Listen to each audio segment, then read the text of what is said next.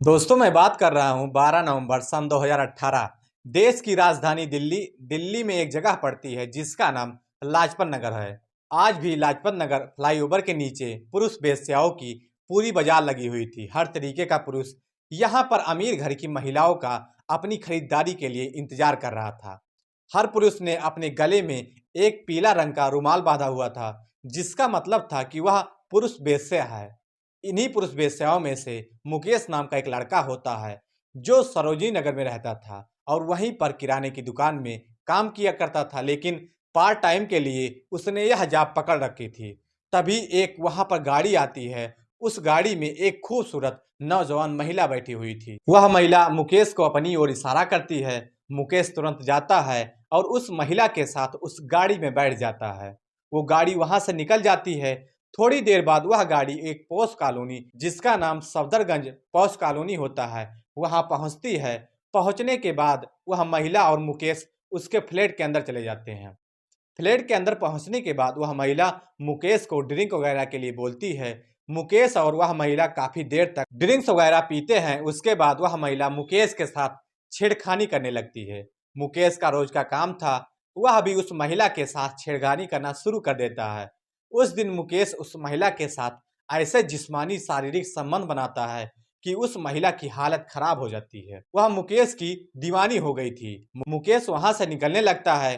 तब वह महिला मुकेश का मोबाइल नंबर लेती है। उसके बाद वहां से निकल जाता है। तो दोस्तों, गुड मॉर्निंग, नमस्कार, सत श्री अकाल। एक बार फिर से आप तमाम लोग का स्वागत है स्टोरी बाई क्राइम 100 की इस एपिसोड में। उम्मीद है कि पूरी फैमिली अच्छी होगी, अपना और अपनों का ख्याल रख रही होगी। दोस्तों, कहानी में आगे बढ़ने से पहले आप लोगों से फिर वही रिक्वेस्ट है कि अगर आप चैनल पर नए हैं तो चैनल को सब्सक्राइब करें, शेयर करें और ज़्यादा से ज़्यादा लाइक करें। और जिन भी लोगों को अपना नाम बुलवाना है वह कमेंट बॉक्स में कमेंट जरूर करें और कहाँ से बोल रहे हैं वह भी लिखें। तब तक दोस्तों, ज़्यादा समय ना लेते हुए कहानी में आगे बढ़ते हैं। तो दोस्तों, यह सच्ची घटना दिल्ली की है, जहाँ पर एक मुकेश नाम का एक लड़का होता है। पैसे के लालच में गलत राह पकड़ लेता है, वह पुरुष वेश्या बन जाता है। इस घटना के अंत में ऐसा होता है जिसको सुनकर आप सोचने और समझने पर मजबूर हो जाओगे कि आखिरकार ये हुआ कैसे। बस घटना में अंत तक बने रहिएगा। मैं बात कर रहा हूँ 11 फरवरी सन 2015। बिहार का एक जिला लगता है मधुबनी। मधुबनी का रहने वाला मनीराम। मनीराम के घर में उसकी पत्नी के अलावा उनके 3 बच्चे थे। इनमें से 2 बेटियां थीं और एक बड़ा बेटा था जिसका नाम मुकेश था। जो मनीराम थे वह पास के एक भट्टे में मुनीम का काम किया करते थे, जबकि दोनों बेटियां पढ़ती थी और बेटा जो था मुकेश, वह पुलिस की तैयारी कर रहा था। उसने अपनी 12वीं की पढ़ाई पास के इंटर कॉलेज से पास कर ली थी। मुकेश का रोज का काम था कि वह सुबह शाम खूब कसरत करता था और पुलिस की तैयारी करता था। 2 बार उसने फिजिकल दे चुके थे, लेकिन उसका सिलेक्शन नहीं हुआ था। यह आखिरी मौका था उसका पुलिस में सिलेक्शन के लिए, इसलिए जी तोड़ मेहनत कर रहा था। वह पुलिस की भर्ती निकलती है और इस बार फिर मुकेश उसमें भाग लेता है। मुकेश इस बार भी उसमें दौड़ तो निकाल लेता है, लेकिन मेडिकल में भी उसका सिलेक्शन नहीं हो पाता है, क्योंकि उसका जो एक हाथ होता है वह बचपन में टूट गया होता है, जिसकी वजह से बार बार वह मेडिकल में फेल हो रहा था। मुकेश बहुत निराश हो जाता है। निराश होने के बाद वह घर आ जाता है। घर में आने के बाद कई दिनों तक उदास रहता है। उसके घर वाले उसको समझाते हैं कि अगर तुम्हारा पुलिस में सिलेक्शन नहीं हुआ तो कोई बात नहीं है, बहुत सारी नौकरियां हैं, वहां ट्राई करो। लेकिन मुकेश बहुत निराश हो गया था। एक दिन मुकेश के पास दिल्ली से उसके एक दोस्त का फोन आता है। उससे बोलता है कि यार, तेरे पास अगर कोई काम ना हो तो मेरे पास दिल्ली आ जाओ, यहाँ तुझे मैं अच्छी नौकरी लगवा दूंगा। मुकेश का भी मन हो जाता है कि यहाँ तो कुछ है नहीं, चलो दिल्ली में चलते हैं। वह जा करके अपने माँ बाप से बात करता है और माँ बाप भी तैयार हो जाते हैं कि अच्छी बात है, अब तुम्हें कमाना चाहिए, क्योंकि तुम्हारी 2 बहनें हैं, बड़ी हो रही हैं और मैं इतना सारा पैसा ईंट के भट्टे से नहीं कमा सकता हूँ कि उनकी अच्छी खासी शादी कर सकूँ। मुकेश तैयार हो जाता है। अगले दिन मुकेश मधुबनी से दिल्ली के लिए ट्रेन पकड़ लेता है और दूसरे दिन वह दिल्ली पहुंच जाता है। दिल्ली पहुंचने के बाद वह सीधा अपने दोस्त के पास चला जाता है।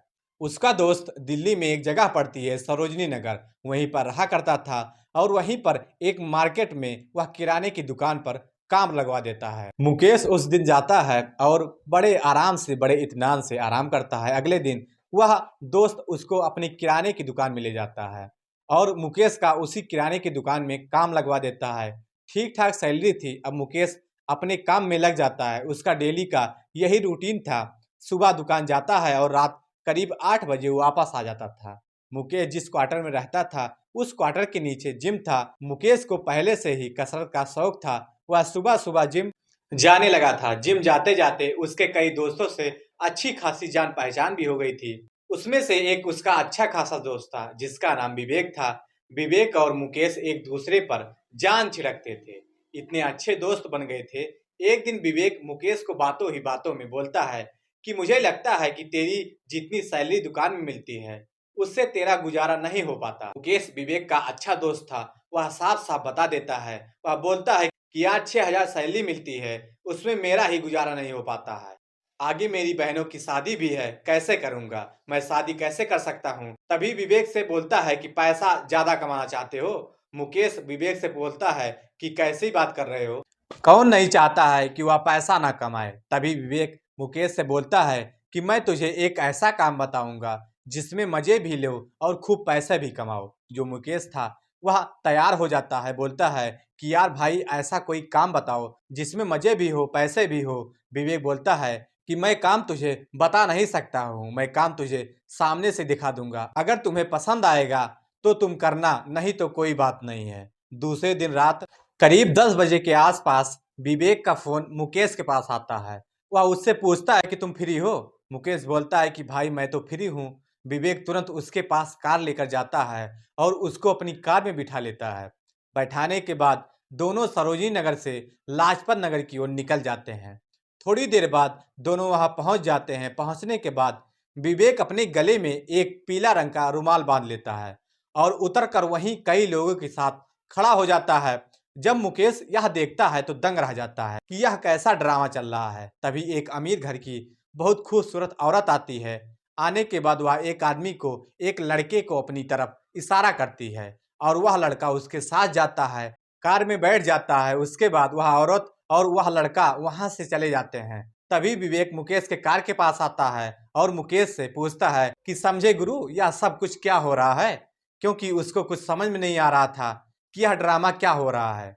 मुकेश विवेक को बताते हैं कि यहाँ अमीर घर की औरतें आती हैं। आने के बाद वह अपने मनपसंद लड़कों को, मर्दों को चुनती हैं और उस लड़के को अपने साथ होटल में या अपने घर ले जाती हैं। ले जाने के बाद उस लड़के के साथ शारीरिक संबंध बनाती है। संबंध बनाने के बाद में बहुत मोटी रकम भी देती है और यह बात बहुत सीक्रेट रहती है। विवेक मुकेश से पूछता है कि तू यह करेगा। तभी मुकेश कान पकड़ लेता है और बोलता है कि भाई मुझसे यह सब काम नहीं हो पाएगा। विवेक उसके बड़े बड़े ख्वाब दिखाने लगता है कि तेरे पास घर होगा, बंगला होगा, रुपए पैसे होंगे, नौकरी भूल जाएगा। मुकेश को पैसों की जरूरत थी। आखिर में विवेक मुकेश का ब्रेन वॉश कर लेता है और मुकेश इस काम के लिए तैयार हो जाता है।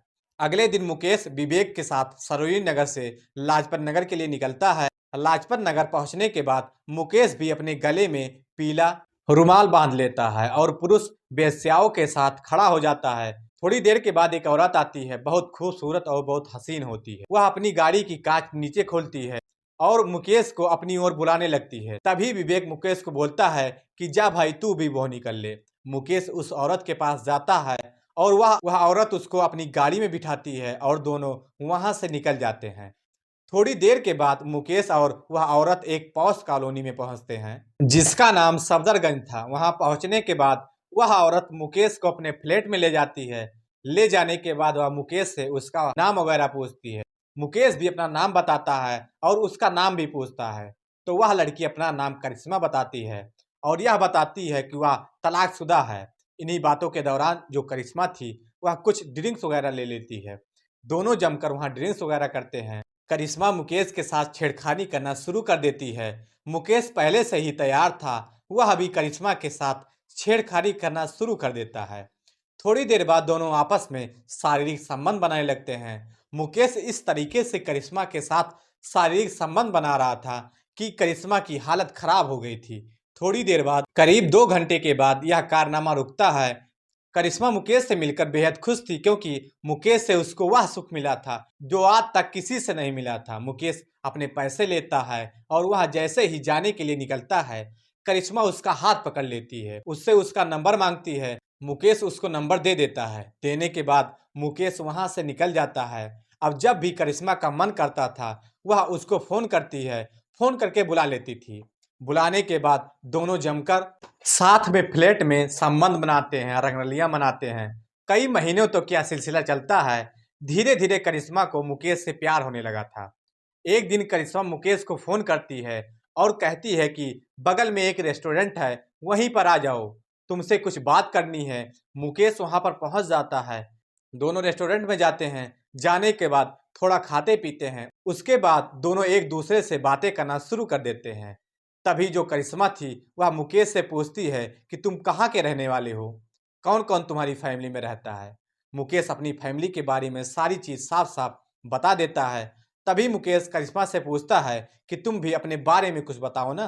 करिश्मा अपने बारे में बताती है कि मैं चंडीगढ़ की रहने वाली हूँ। 1 साल पहले उसकी शादी हुई थी और जिससे शादी हुई थी वह पहले से ही शादीशुदा था। उसने करिश्मा को धोखा दे दिया था, इसलिए करिश्मा ने उससे तलाक ले लिया। फिलहाल करिश्मा यहीं दिल्ली में ही रहती है, जबकि उसके माता पिता चंडीगढ़ में रहते थे। करिश्मा यहाँ पर एक मल्टीनेशनल कंपनी में जॉब करती है जो गुड़गांव में है और अच्छी खासी सैलरी भी कमाती है। करीब 1 साल गुजर जाता है। इस 1 साल में मुकेश और करिश्मा एक दूसरे से बेपनाह मोहब्बत करने लगे थे। दोनों ने पहले एक दूसरे के बारे में जान लिया था। करीब 1 से 1.5 साल बाद दोनों एक दूसरे के साथ शादी करने का फैसला करते हैं। दोनों अपने अपने घर में एक दूसरे के लिए बातें करते हैं। करीब 22 दिन बाद दोनों के परिवार वाले दिल्ली पहुंच जाते हैं। इसमें मुकेश का भी परिवार था और करिश्मा का भी परिवार था। दोनों परिवार आपस में मिलते हैं। मिलने के बाद बातचीत होती है। बातचीत के बाद इन दोनों की शादी पक्की कर दी जाती है। करीब 1 सप्ताह के बाद दोनों की शादी कोर्ट में ले जाकर करवा दी जाती है। आज शादी को करीब 9 साल हो गए हैं। करिश्मा और मुकेश एक दूसरे की जिंदगी में बेहद खुश हैं। फिलहाल इनका एक 7 साल का बेटा भी है जिसका नाम गोलू है। तीनों लोग अपनी जिंदगी में बहुत खुश हैं और अपनी जिंदगी को हंसी खुशी तरीके से दिल्ली में ही काट रहे हैं। तो दोस्तों, इस पूरी घटना को सुनाने का उद्देश्य किसी को परेशान करना नहीं था, किसी का दिल दुखाना नहीं था। हालांकि आप लोगों को जागरूक करना था, आप लोगों को सचेत करना था। तो दोस्तों, कहानी कैसी लगी कमेंट सेक्शन में जरूर बताएं। अगर चैनल पर नए हैं तो चैनल को सब्सक्राइब करें, शेयर करें और ज़्यादा से ज़्यादा लाइक करें ताकि हमें मोटिवेशन मिलता रहे। तब तक के लिए जय हिंद, जय भारत।